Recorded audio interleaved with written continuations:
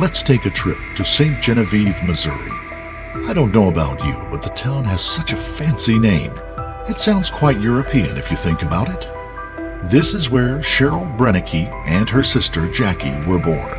Even though they were supposed to be close, as sisters normally are, Cheryl grew up way too fast. At the age of 16, she married her husband Bob, and soon thereafter she became pregnant. This only furthered the gap between the two. But something would happen that brought them close together yet again during their adulthood. Let's skip ahead about 20 years. Jackie was now in her 30s, and wouldn't you know it, she fell in love. His name was Clay Waller, a guy with a speech impediment and an awkward demeanor about him. Sounds like a catch, huh? Well, Jackie loved these little aspects about him. I guess they were part of his charm. Soon after marrying Clay, Jackie became pregnant, and before you know it, the two sisters had something in common yet again. The pregnancy brought them back together, and as Cheryl said, they were stuck together at the hip. But that didn't mean her sister liked her new brother-in-law. Not in the slightest, and neither did her parents. Nevertheless, he was providing for the family. Clay worked as a deputy for the Cape Girardeau County Sheriff's Office, but it didn't last long. He only kept the position for about a year. According to one of his superiors, Waller had a very untrustworthy demeanor about him and thought that he was better than everyone else. After he was fired, for reasons unknown, he jumped around from job to job. He didn't have much luck providing for his family after that. But that didn't stop Jackie from picking up the slack and making something of herself. She landed a managerial position at a major insurance firm, and from that moment forward, she was perfectly able to provide for the family. One that suddenly included triplets. Yeah, 3 extra mouths to feed. Lucky for her, she got this amazing job. According to her sister, this important job didn't stop her from enjoying everything that came with motherhood. She embraced every single moment of it. But there was one extra baby to take care of. Clay Waller. He didn't help out around the house. He didn't do anything. She was doing everything, from taking care of the kids and the house and going to work. After months and even years of this sort of treatment, Jackie started pulling away from her husband, spending more time with her sister's family. Of course, it wasn't just Clay's unwillingness to help that had her seeking distance. She also knew that he had a lot of affairs. She even confronted him about them after finding different pieces of evidence, but of course, he would just deny it every single time. Jackie wanted a divorce, but she couldn't just spring it on her husband out of the blue. She knew that it wouldn't be safe. Jackie said that she had to do it slowly in order to get out of the marriage safely. The day before Jackie's 39th birthday would be the beginning of her last year on this earth. During that year is when things got worse and worse. As Jackie became more determined to leave, Clay became more unstable. Fearing for her life, Jackie Waller started keeping a diary on her work computer, containing all of the threats Clay was making towards her and her triplets. The most disturbing of all being Wednesday, March 23rd. Clay told me that if he couldn't get me, he would kill our kids. He would take them for a weekend fishing trip, and then he would personally tell me they had drowned so he could see my face. Jackie was terrified, and she even confessed to her sister, saying that she is afraid for her and her children's lives. But shortly thereafter, Clay lost another job, and the two were forced to move out of their house. She would stay with her sister, and he would stay in a house owned by a friend. She just felt that everything was lining up for her breakup. She took the kids, then 5 years old, and moved in with Cheryl and her husband Bob, while Clay moved over an hour away to Jackson. All that was left to do was finalize the divorce, a process Jackie and Clay agreed to discuss in person just after Memorial Day on June the 1st. Jackie's son Maddox was staying with Clay over the weekend, and the plan was for Jackie to meet her soon-to-be ex-husband at her attorney's office before picking up the boy. Jackie called Cheryl just after the meeting, saying that she would be home right away after they wrapped things up and she had picked up her son. but that would be the last time the two sisters would speak. 3 hours passed after the phone call, and Jacque Waller still wasn't home. Cheryl admitted getting a sick feeling, seeing that she hadn't come home yet. The next thing she did was blow up her sister's phone, leaving tons of messages without any response. So then she tried calling the man Jacque said she was going to see. He responded, but not immediately. Cheryl had tried to call a couple of times. Finally, he picked up the phone, and she told him that if she doesn't speak to her sister in 5 minutes, she'll go straight to the police. He asked what was going on, and then she accused him bluntly, saying that he had done something to his ex-wife. With us, News Director of KZIM, KSIM, joining us, Fawn Riggin. What do you know? See, I can tell you that everything we just heard was absolutely correct. She did go missing on June 1st, and the family has explained to us that she was estranged from her husband at the time, but in an interview granted on Tuesday with one of our sister newspapers, he said that they were not estranged and that they were not fighting and that she was just going to look into bankruptcy. The family denies that claim wholeheartedly and says they were definitely estranged. But right now, what we know is those 3 beautiful little kids don't know where their mommy is, nor does the family. So since June 1st, it's been chaos for the family and the community. With me right now, special guest. This is Jackie's sister, Cheryl Brennicky. Cheryl, thank you for being with us. Where are the triplets tonight? They're at home. They're at my house. That's their home. So they're with you. Why are they not with their father? Because he murdered their mother. He's threatened their lives, and not a safe place for them to be. Does he want them? Oh, he acts like he does. He really only wants one, the one he calls the boy. And he never has cared about the girls.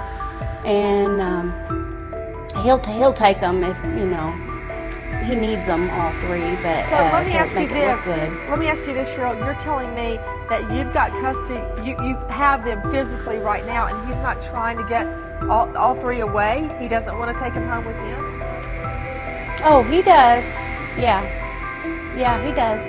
But he would really just like the boy, Maddox. That's the one that's his pick of the litter. Cheryl, I'm going to come right back to you, but joining me is Chief James Humphrey, Chief of Police, Jackson Police Department. Repeat, the husband, Clay Waller, is not a suspect right now, not a formal suspect. Chief, fill me in on the disappearance. What happened that day? We're well into over 260 leads on this case, Nancy, at this time since June 1st.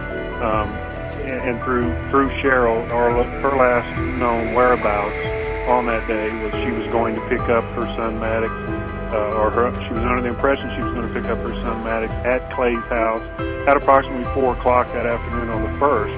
And we have that from her own words on her cell phone that I am arriving here now, meaning I'm arriving here at Clay's. And that was the last words that she spoke to her loved ones. And that's the last words we have from her with her loved ones. Clay denied everything.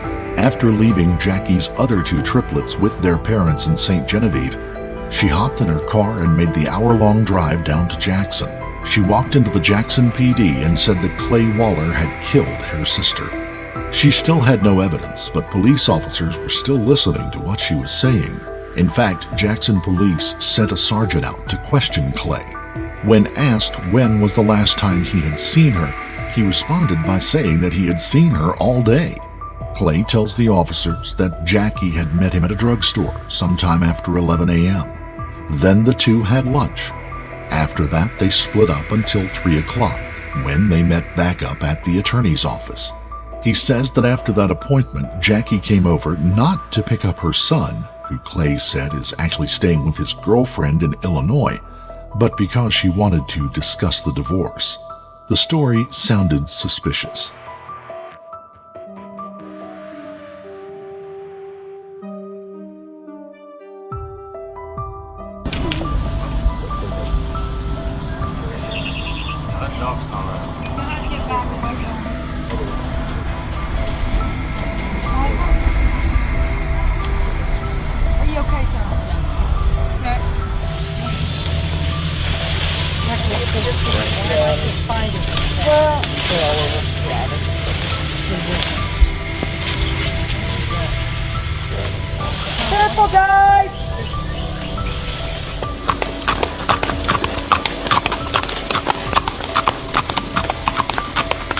Well, we've been able to clear, well over the hundreds. I'm not, we don't have everything in yet, but yesterday alone, I know we did close to 500, 600 acres.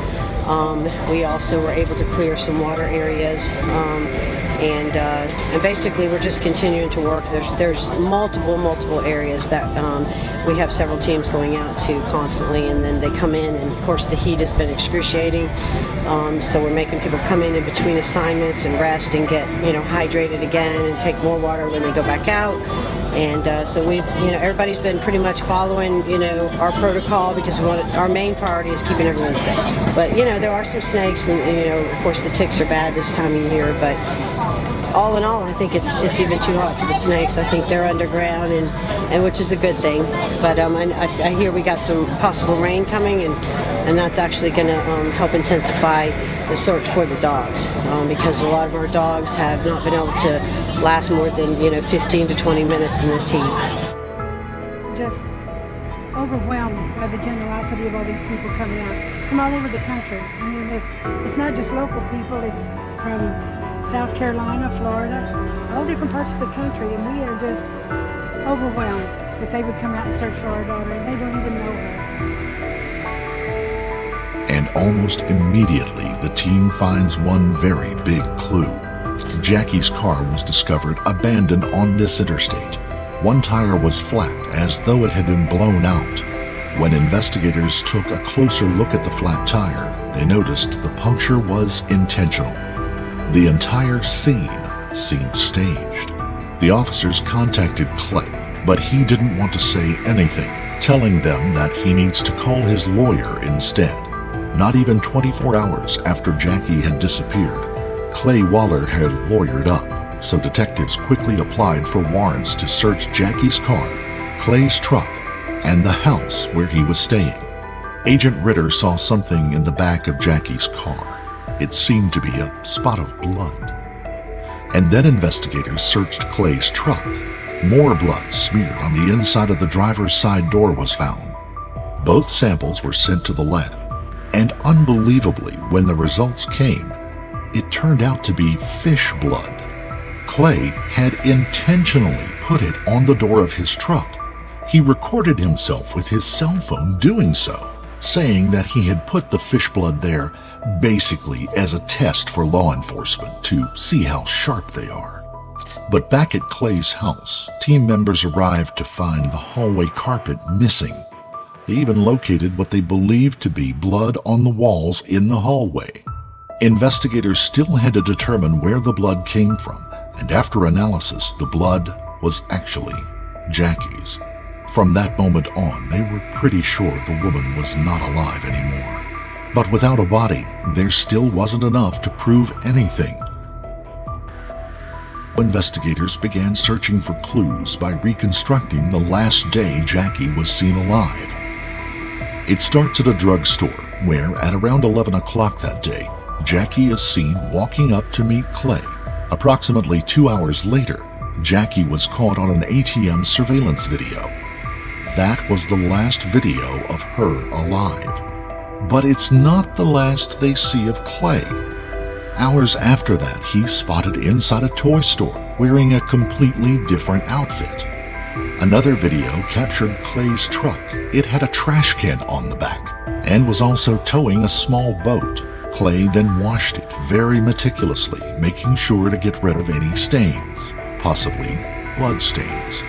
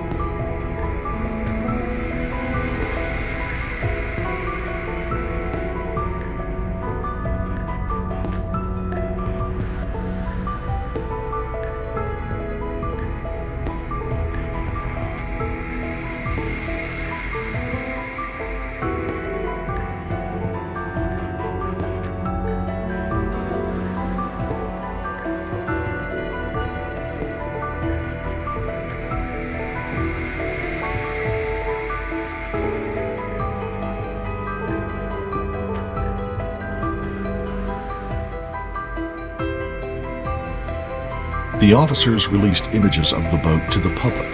A young man and a young woman said they saw that particular boat next to Devil's Island. They then searched that island multiple times but couldn't find anything. Days after Jacque disappeared, Agent Ritter convinced him to come in for a formal interview. Clay told Ritter that the blood in the hallway was the result of an accident in the kitchen, which, according to Clay, was not a big deal. It was a minor accident. And so, over the next several weeks, investigators kept a very close eye on Clay. They even put a tracker on his car, but he found it, and he would toy with police, sending them on wild goose chases. Soon, pictures of Jacque were everywhere. And with the entire community focused on the case, Clay Waller became increasingly frantic. He would drive by her parents' house, honking his horn, saying that they won't find anything and that they are fools. Besides that, he would flip off investigators who were handling the case. But all that confidence was about to backfire. Since Cheryl had full custody of the triplets, Clay threatened her life. That was enough for the police to arrest him. They knew at that point he had committed a crime.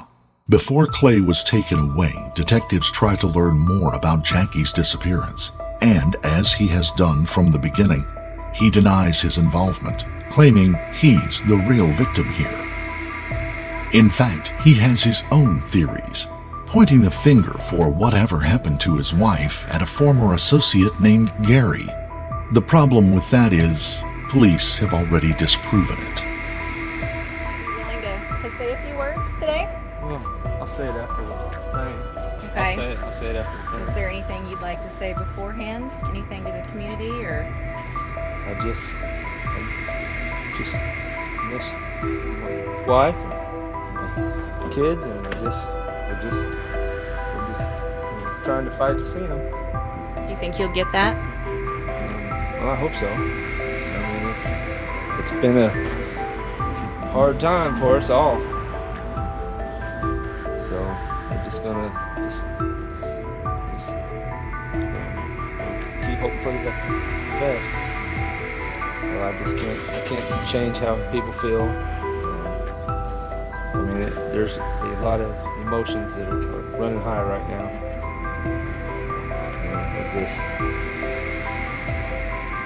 I just don't know what to say yet. I'm not sure, to be honest with you. We're all just sad. It's just sad on both sides of the fence here. Still want to let people know that you didn't have anything to do with what's going on here, and you want what everyone else wants you to find your wife? For sure, yeah. We want her to come home alive. I still do.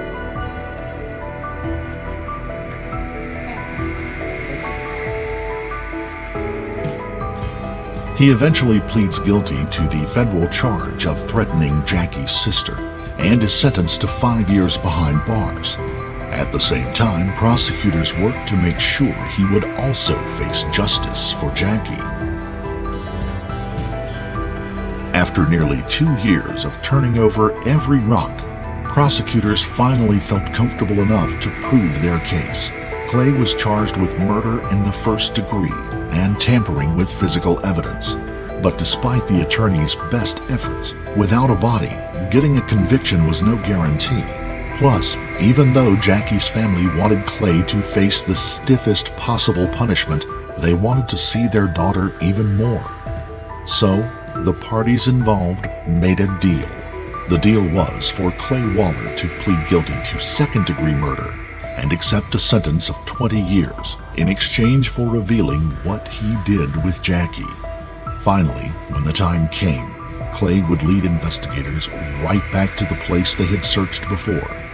There they were, at Devil's Island. He really did choose a fitting place for the deeds, just saying. When the team got to the location, Clay couldn't pinpoint the exact location, saying that she's got to be around here somewhere. But investigators quickly found the body. They remembered that he put fertilizer over the corpse, and knowing that in large quantities it will rot the roots off of trees, they put it all together. The next day, she was dug up and she was sent home, just as her parents wanted. Her parents and sister had another difficult job. They had to inform the triplets about the tragedy.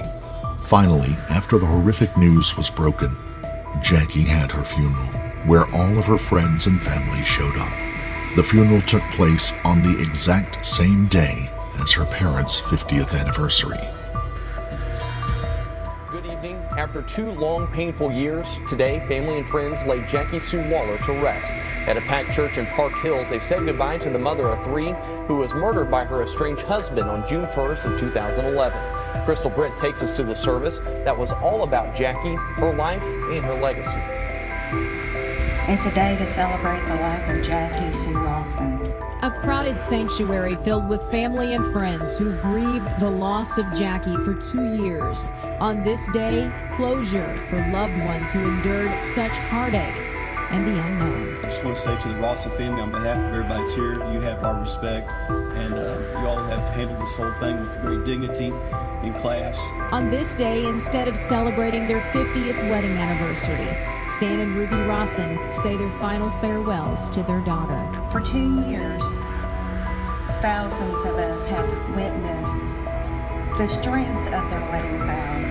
While there were plenty of tears, there was also joy and laughter as everyone here focused on memories of Jacque. Jacque was beautiful.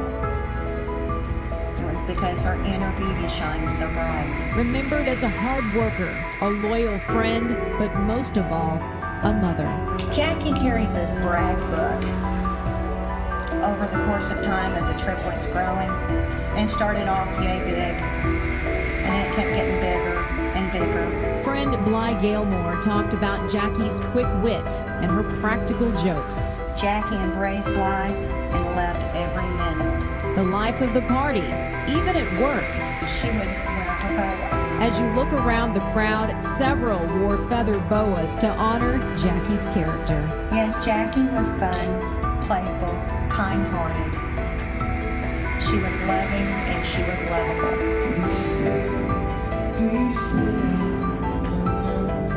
Even through the smiles, you could sense the heartache in this room, the senselessness of her death. A lot of dark days and storms. A lot of questions that still yet may even want to be answered. The focus on faith and prayer. God did hear. God did answer. And that one of the greatest ways that we can support this family is not only be here today, but to pray for them every day from here on out. Jacque, you are one of a kind. A tearful goodbye, yet tears of joy as they treasure every moment shared. Jacque Waller was laid to rest here at Woodlawn Cemetery in Ludington, a family cemetery just right across the street from the Rawson's family church. I leave you now for a little while for a home that awaits us all. We will be together once more when we hear the Master's call. But there was still another part of Clay's plea agreement left to fulfill. As part of the deal to get just 20 years for murdering his wife, Clay would have to confess on camera to every brutal detail of his crime. Clay says the wheels were really set in motion the year before Jacque died, when she first started talking about splitting up. In other words, Clay says she was warned. When asked when he dug the hole, he said that he did it a day before.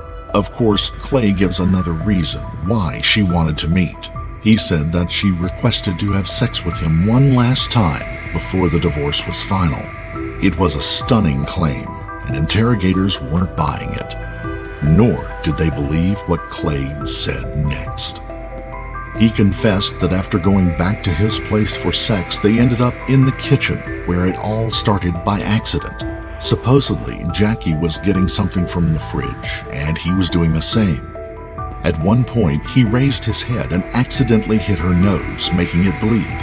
In the hallway, where investigators found all that blood, Clay says that's where Jacque, probably mad from the incident, started provoking him. He said that was the point of no return. According to him, she said he'll never see these kids. This could be labeled a crime of passion brought on by an accident in the kitchen and Jackie's threats. He said he didn't plan to kill his wife. The problem with that claim? Clay's own statements from just moments before. Why did he say he dug a hole the day before?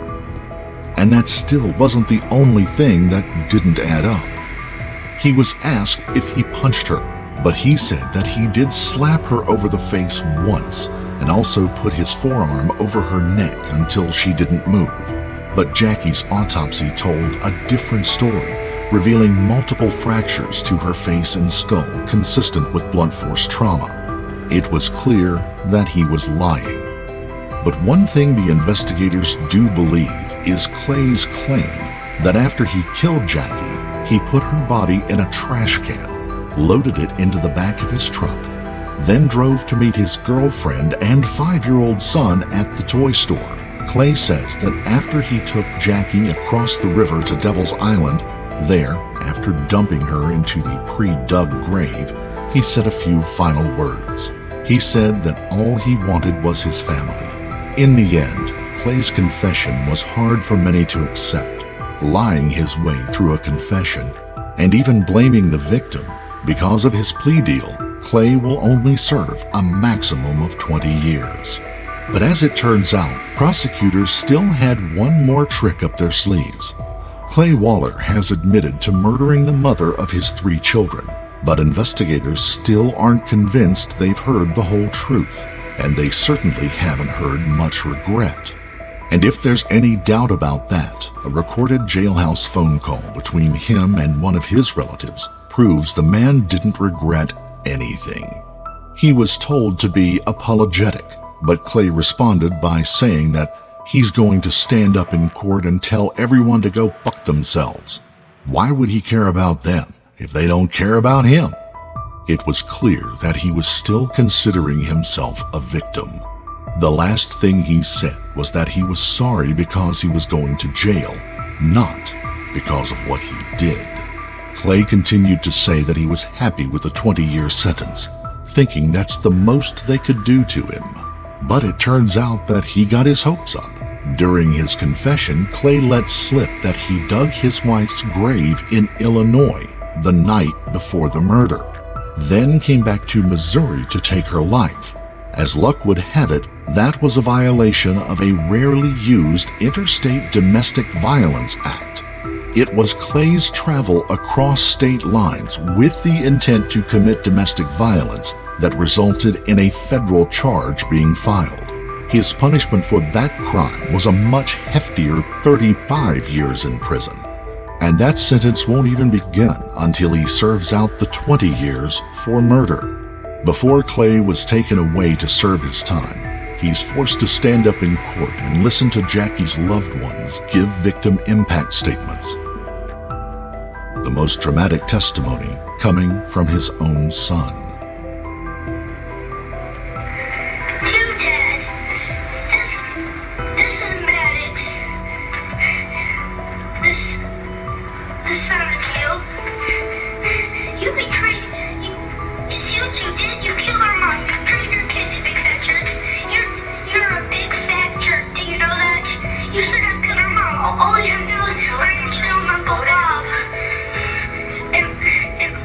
And they take very good